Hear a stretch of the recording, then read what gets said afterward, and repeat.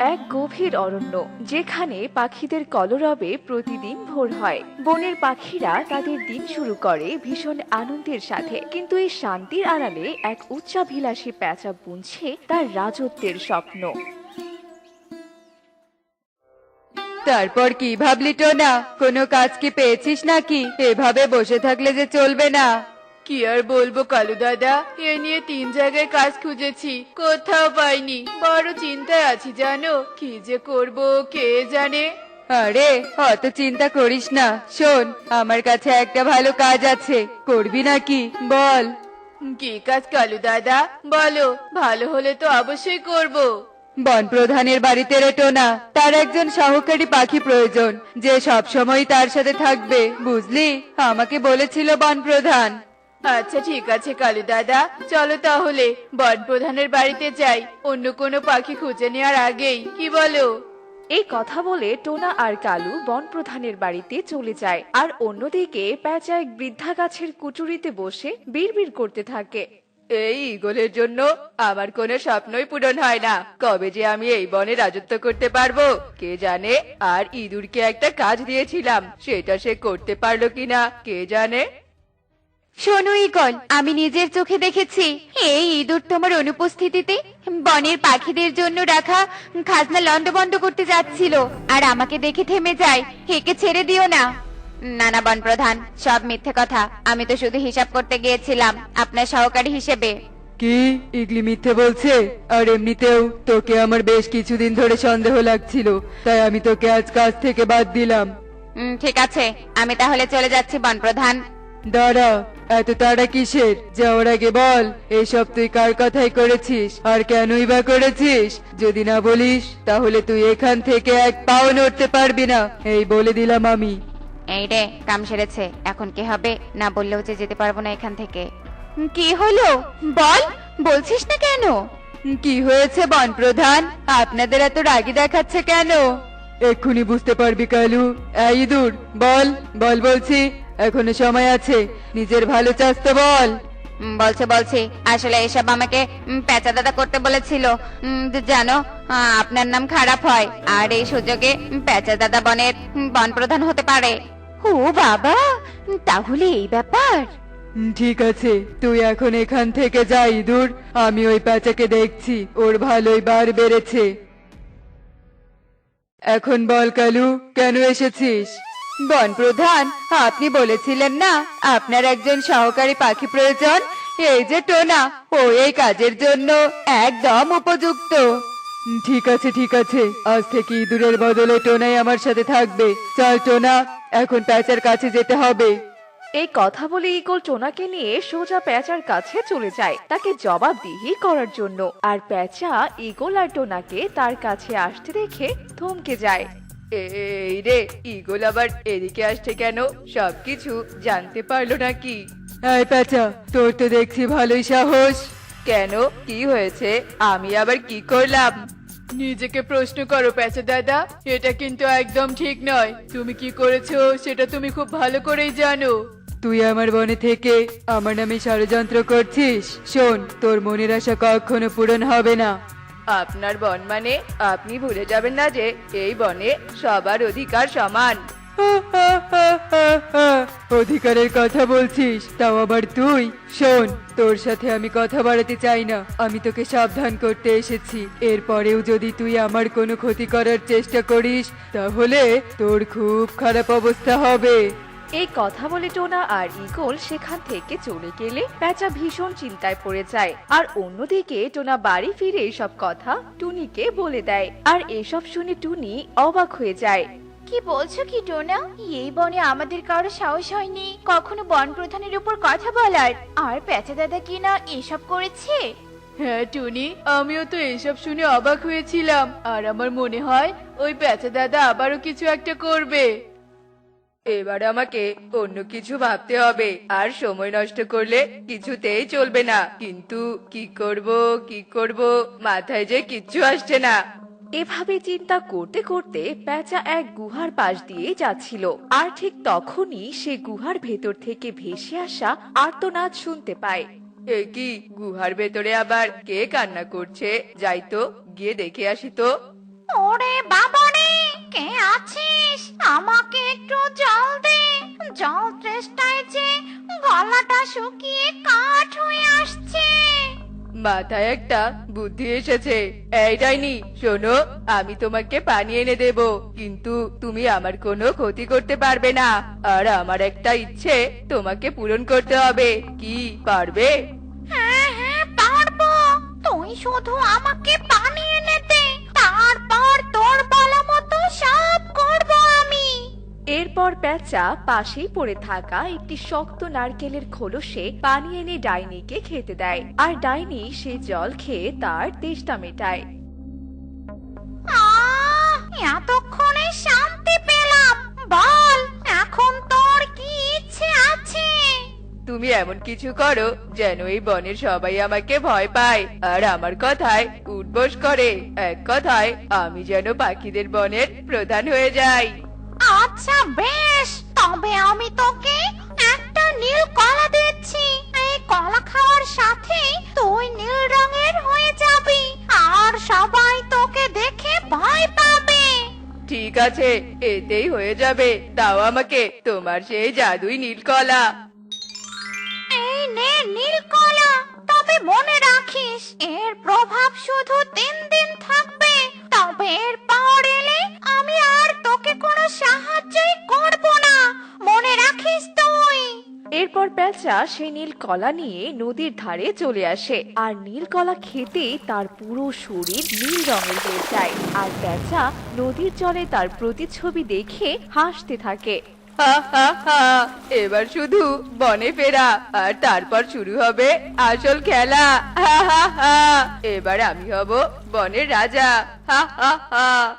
এই কালু দাদা, ওই দেখো, ওটা কেমন পাখি, পুরো নীল রঙের, দেখে তো পেঁচা দাদার মতোই মনে হচ্ছে। আরে তাই তো, এমন পাখি আমি জীবনেও দেখিনি। পুরো নীল পেঁচা, আমার খুব ভয় করছে ওকে দেখে। নীল পেঁচা দেখে টোনা আর কালু ভয়ে ফিসফিস করতে থাকলে পেঁচা তাদের দেখে ফেলে। এই কালু আর টোনা, তোরা দুটো এদিকে আয়। তুমি আমাদের নাম কি করে জানলে? হ্যাঁ, আর কে তুমি? তোমাকে তো আগে কখনো দেখিনি। আমি তোদের পেঁচা দাদা, বুঝলি? আর এখন থেকে আমি এই বনের প্রধান, কারণ এখন আমার কাছে বিশেষ ক্ষমতা আছে, আর তাই আমি এখন নীল রঙের। হা হা হা। ওরে বাবারে, কি কি কি কি বলছো কি? আমারও যে খুব ভয় করছে। যা, তোরা দুজন বনের সবাইকে বলে দে, আর ওই ঈগল যদি বাধা দিতে আসে, ওর এমন দশা করব যে বনের সবাই ভয়ে শুধু তাকিয়ে দেখতে থাকবে। এই বলে দিলাম। এই কথা শুনে কালু আর টোনা ভয় পেয়ে সেখান থেকে চুপচাপ পালিয়ে যায়, আর দেখতে দেখতে বনের চারপাশে পেঁচার নীল বর্ণের কথা ছড়িয়ে পড়ে, আর পেঁচার অত্যাচার দিন দিন বাড়তে থাকে। বন প্রধান, আপনি কিছু একটা করুন। এভাবে চললে তো পেঁচার ভয়ে বন ছেড়ে সবাই চলে যাবে। হ্যাঁ বন প্রধান, সেদিন পেঁচা আমার বাড়ি ভেঙে দিয়েছে, কিন্তু আমি কিছু বলার সাহসও পাইনি। হ্যাঁ, আর আমার জমানো সব ফল কেড়ে নিয়েছে, আর আমাকে হুমকিও দিয়েছে, বলেছে সেদিন আমি আপনাকে সব বলে দিয়ে। হ্যাঁ, একদম ঠিক কাজ করিনি। কি হলো ঈগল, কিছু বলো। সবাই যে বিপদে পড়ে তোমার কাছে এসেছে। কি যে করব কিছুই বুঝতে পারছি না। তোরা সবাই আমাকে একটু ভাবতে দে, আর এখন তোরা যা। এরপর সবাই সেখান থেকে চলে যায়, আর দেখতে দেখতে 3 দিন কেটে যায়। পেঁচার অত্যাচার সহ্য করতে না পেরে বন প্রধানকে নিয়ে সবাই পেঁচার বৃদ্ধ কুটিরের সামনে এসে হাজির হয়। আরে আরে, কি হয়েছে? সবাই আজ এখানে কেন? হ্যাঁ, আমি তোদের কোনো কথাই শুনবো না, তাই তোরা চলে যা, চলে যা এখান থেকে। শোন পেঁচা, তুই কিন্তু খুব অন্যায় করছিস। আর শোন, দিন একদিন আমাদেরও আসবে, আর সেদিন। ঈগল এই কথা বলতে না বলতেই পেঁচার গায়ের নীল রং মিশে পূর্বের রং ফিরে আসছে, আর এতে করে বনের পাখিরা বুঝে যায় যে তার ক্ষমতা এখন শেষ হয়ে যাচ্ছে। এসব কি হচ্ছে? পেঁচা দাদা তো আবার আগের রঙে ফিরে এসেছে। সর্বনাশ, আমি তো ডাইনির কথা ভুলেই গিয়েছিলাম। ডাইনি তো বলেছিল শুধু 3 দিন এই নীল রং থাকবে। এখন কি হবে? ও, তাহলে এখন আর তোমার কোনো ক্ষমতা নেই। এবার আমরা তোমাকে শাস্তি দিব, আর তুমি আমাদের কোনো ক্ষতি করতে পারবে না। না না, আমার দিকে কেউ আসবি না। খবরদার, খবরদার, আর এক পাও এগোবি না। যা যা বলছি। এরপর বনের সবাই মিলে পেঁচাকে ঘিরে ফেলে আর পেঁচা পালাতে না পেরে অনেক ভয় পেয়ে যায়। এখনো সময় আছে পেঁচা, যা করেছো করেছো, এখন সবার কাছে ক্ষমা চাও। ঠিক আছে, আমাকে তোমরা সবাই ক্ষমা করে দাও। আমার ভুল হয়ে গেছে, আমি আর কখনো এমন কাজ করব না। না, সবাই তোকে ক্ষমা করলেও আমি করব না। দয়া করে আমাকে আপনি ক্ষমা করে দিন বনপ্রধান। আমি এতদিন যা যা ক্ষতি করেছি সবকিছুর ক্ষতিপূরণ আমি দিয়ে দেব, তবুও আমাকে ছেড়ে দিন। বন প্রধান, পেঁচা দাদা যেহেতু বলেছে ক্ষতিপূরণ দিয়ে দিবে, তাকে ক্ষমা করে আরেকটা সুযোগ দিন। টনি একদম ঠিক বলেছে। ইগল, ভুল তো সবারই হয়, তাই বলে কি তারা সুযোগ থেকে বঞ্চিত হয়? একবার সুযোগ দিন পেঁচাকে। ঠিক আছে, সবাই যেহেতু এত করে বলছে, আমি পেঁচাকে ক্ষমা করলাম। ধন্যবাদ বনপ্রধান, ধন্যবাদ তোমাদের সবাইকে। এত ভুল করার পরেও আমাকে তোমরা সুযোগ দিয়েছো। আর শোন পেঁচা, যেহেতু তোর এতই বনের দায়িত্ব নেয়ার শখ, আজ থেকে রাতে এই বনের দায়িত্ব তোর আর দিনে আমার। তোকে রাতে দায়িত্ব দেওয়ার কারণ তুই রাতে জেগে থাকিস, আমরা তো আর থাকতে পারি না। কি সত্যি সত্যি বনপ্রধান? সত্যি। অবশেষে পেঁচা নিজের ভুল বুঝতে পারলে বনের সবাই তাকে ক্ষমা করে দিয়ে আপন করে নেয়। তো বন্ধুরা, দেখলে তো, ভয় আর ক্ষমতা দিয়ে কখনো কারো মনে জায়গা পাওয়া যায় না। জায়গা পেতে হলে ভালোবাসা আর সম্মানের প্রয়োজন। বৃন্দাবনের একদম মাঝখানে একটা ঝোপের মাঝে সদ্য মা হারা 3 হাঁসের ছানা ভীষণ কাঁদছিল, আর তাদের 3 জনের পাশেই পড়েছিল কিছু হাঁসের পালক। তা দেখে তাদের বুঝতে আর বাকি থাকে না যে তাদের মা শিকারের হাতে শিকার হয়েছে। মা, ও মা, কোথায় গেলে তুমি? তোমাকে যে আমরা 3 ভাই বোন খুঁজছি। আমাদের কাছে এসো মা, তুমি কি আমাদের কান্না শুনতে পাচ্ছ না মা? মা আমাদের ডাক শুনবে কি করে রে দিদি? দেখিস না, মায়ের পাখা পড়ে আছে, তার মানে মাকে কেউ ধরে নিয়ে গেছে। তুই ঠিক বলেছিস রে ভাই, মা আর আমাদের কাছে আসবে না। এবার আমরা কি করব? কোথায় যাব?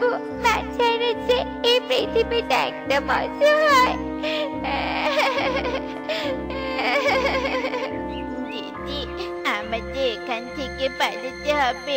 আমার মনে হয় সেদিনের শিকারিটাই এসেছিল। ও যদি মাকে ধরে নিয়ে যায় তাহলে তো আমাদেরও ধরতে আসবে।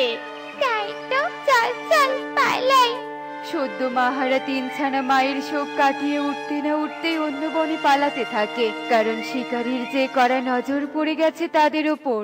ও বাবা, কত হাঁপিয়ে গেছে। ভাই বোন, তোরা কি ঠিক আছিস? তোদের কি কষ্ট হচ্ছে? বাবা।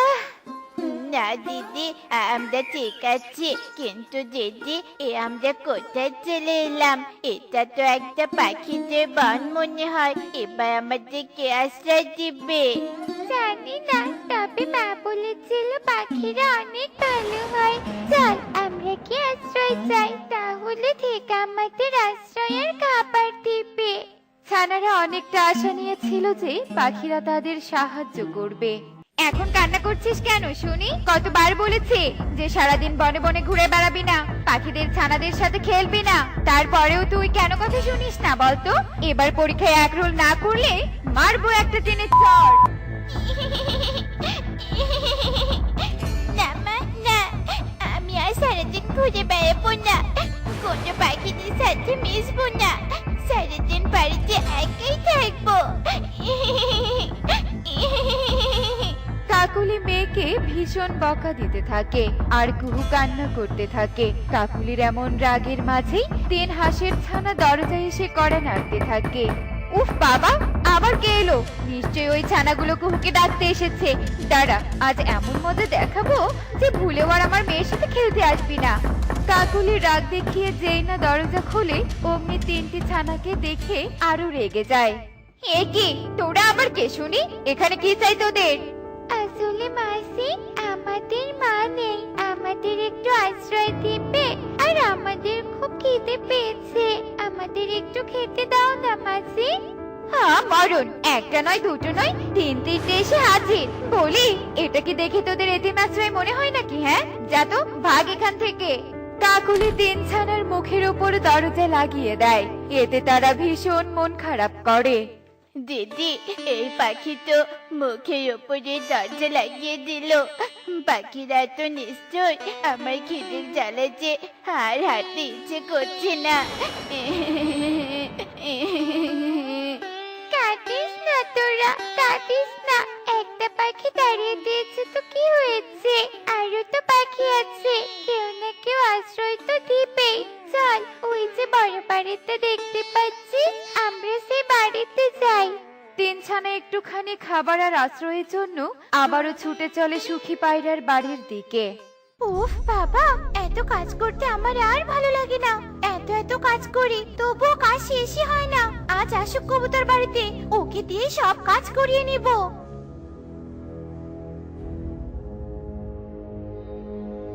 একি, তোরা কে? কি চাই আবার তোদের?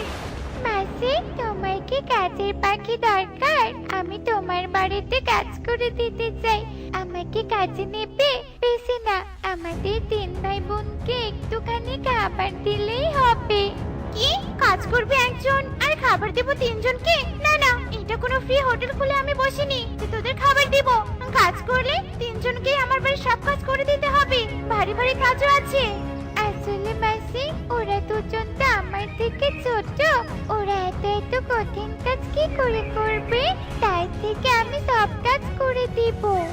না না, এ হয় না। তাহলে তুই ফাঁকিবাজি কাজ করবি, তোদের কোনো কাজে নিব না আমি। তাছাড়া তোদের পরিচয় তো আমি জানি না। যদি বাড়ি থেকে জিনিসপত্র চুরি করে পালাস, যা ভাগ এখান থেকে।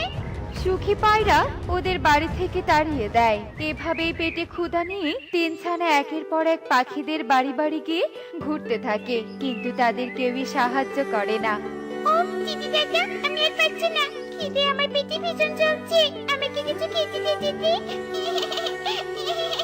মা থাকলে আজ আমাকে এত কষ্ট করতে হতো না। মা কখনই আমাদেরকে সাথে নিয়ে বেড়াতো। বোন, ওই দেখ, খাবার পড়ে আছে। আমার মনে হয় ধনী পাখিরা এখানে খাবার ফেলে গেছে। চল যাই। ছানারা খিদের জ্বালায় ডাস্টবিনের পাশে পড়ে থাকা খাবারগুলো নিয়ে খেতে থাকে। এমন সময় সেদিক দিয়ে টুনি উড়ে যেতে এসব দেখতে পায়। এ কি, তোমরা এভাবে এসব খাবার খাচ্ছ কেন? তোমরা অসুস্থ হয়ে যাবে তো, খেও না সব। না খেয়ে কি আর উপায় আছে মাসি? কেন, তোমাদের মা নেই? মায়ের কথা শুনতেই তিন ছানা কান্নায় ভেঙে পড়ে আর কাঁদতে কাঁদতে টুনিকে সব কথা খুলে বলে। আহারে, কাঁদিস না তোরা, কাঁদিস না। চল আমার সাথে চল, আজ থেকে আমি তোদের মা বাবা। তোরা আমার সাথে আমার বাড়িতে থাকবি। একটা আশ্রয় খুঁজে পেয়ে তিন ছানা ভীষণ খুশি হয় আর খুশিতে নাচতে নাচতে তারা টুনির বাড়িতে যায়। টুনির অসুস্থ মেয়ে বিছানায় শুয়েছিল। মা, তুমি এই কাঁধে নিয়ে এসেছো, এরা কে? এরা হলো তোর নতুন বন্ধু। এখন থেকে ওরা তোর সাথে গল্প করবে, একসাথে খেলবে। তোর আর একা লাগবে না। বাইরে যেতে না পারার কারণে আর তোর কষ্ট হবে না। সত্যি বলছো মা? ইয়ে! মাসি, ও বিছানায় শুয়ে আছে কেন? আমার মেয়েটা অসুস্থ রে বাবা, তাই ও বাইরে যেতে পারে না, হাঁটতেও পারে না, সারাদিন শুয়ে থাকে। অভাবের কারণে ওর চিকিৎসাও করাতে পারি না। কষ্ট পেও না মাসি, এখন থেকে টুকির আর একা লাগবে না। আমরা সবসময় ওর ছায়া হয়ে থাকবো। ছানারা নতুন আশ্রয় পেয়ে ভীষণ খুশি হয় আর টুকিও নতুন বন্ধু পেয়ে অনেক খুশি হয়। এভাবেই দিন কাটতে থাকে। ছানারা সারাদিন টুকির সাথে গল্প করে সময় কাটিয়ে দিত, আবার মাঝে মাঝে পুকুরে বা নদীতে গিয়ে মনের সুখে সাঁতার কাটতো। আর টুনি সারাদিন পরিশ্রম করে যা টাকা পেত তা দিয়ে সবার খাবার কিনে ভাগ করে খেত। টুনি, এই টুনি, বাইরে বেরিয়ে আয় বলছি। কি রে, কানে কি কথা যাচ্ছে না নাকি? আরে দিদি, তোমরা কি হয়েছে বলো? তোমরা সবাই হঠাৎ আমার বাড়িতে? সুখে কি আর এসেছি? শোন, তুই 3টে হাঁসের ছানাকে আশ্রয় দিয়ে কি প্রমাণ করছিস? খুব দয়ালু হয়ে গেছিস তাই না? ওদের জন্য যদি আমাদের কোনো ক্ষতি হয় না? ওরা তো অনেক ছোট ছানা দিদি, ওরা তোমাদের কি ক্ষতি করবে? যদি আমাদের জিনিসপত্র চুরি করে, ওদের তো আমরা চিনি না, তাই তুই ওদের তাড়িয়ে দে টুনি, নয়তো তোকে আমরা এই অসুস্থ মেয়ে সহ বের করে দিব। না না, তোমরা এমন নিষ্ঠুর হলো না দিদি, আমি আমার এই শয্যাশায়ী মেয়েকে নিয়ে কোথায় যাব? তোমরা ওই অনাথ ছানাদেরও তাড়িয়ে দিও না। না না, ওই 3 হাঁসের ছানাকে বের করে দিতে হবে। পাখিরা টুনির বাড়িতে হট্টগোল করতে থাকে আর ছানারা ভীষণ ভয় পেয়ে যায়। না না, তোমরা এমনটা করো না, আমি চলে যাচ্ছি, তবুও মাসিকে এভাবে শাস্তি দিও না তোমরা। ছানারা অবশেষে টুনির বাড়ি থেকে বের হয়ে যায়। টুনিও ছানাদের হারিয়ে ভীষণ কাঁদতে থাকে।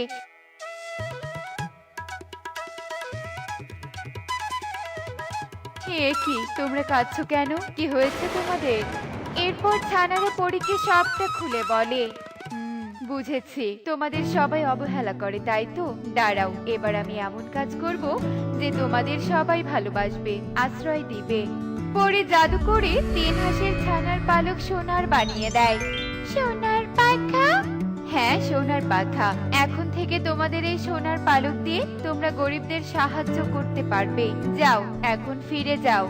ছানারা এমন অবস্থায় ভীষণ খুশি হয় আর পরীকে ধন্যবাদ দিয়ে টুনির বাড়ির দিকে আবারও ফিরতে থাকে। আর রাস্তায় ছানাদের ওই সোনার পালক দেখে বনের পাখিরা অবাক হয়ে যায় আর সবাই ছানাদের ঘিরে ধরে। এ মা, সোনার পাখা? কি রে, তোরা তো একটু আগেও সাধারণ ছিলি, তাহলে এমন অসাধারণ হলি কি করে? এরপর ছানারা সবাইকে সব খুলে বলে। ও মা, চল ছানারা চল, তোদের অনেক খিদে পেয়েছে বুঝি, তোরা আমার বাড়িতে চল, তোদের আজ থেকে আমি ভীষণ যত্ন করব। না না, ওরা আমার বাড়িতে থাকবে। চুপ করো তোমরা, আমরা তোমাদের কারো বাড়িতে থাকবো না, আমরা টুনি মাসির কাছে যাব, কারণ আমাদের বিপদে টুনি মাসি ছিল, তোমরা ছিলে না। তোমরা তো লোভী আর লজ্জা করে না, একটু আগেই তো আমাদের তাড়িয়ে দিয়েছিলে। পাখিরা এমন অবস্থায় ভীষণ লজ্জিত হয় আর ছানারা টুনির বাড়িতে গিয়ে টুনিকে সবটা খুলে বলে। সব শুনে টুনিও খুশি হয়ে যায়। এরপর থেকে টুনি ছানাদের পালক বিক্রি করে টুকিরও চিকিৎসা করে সুস্থ করে তোলে আর সবাই মিলে সুখে দিন কাটাতে থাকে। তাদের আর কোনো অভাব থাকে না। দেখলে তো বন্ধুরা, আমাদের অন্যের অসহায় অবস্থায় পাশে দাঁড়ানো উচিত, তাহলে সৃষ্টিকর্তা ঠিক তার প্রতিদান দিবেন।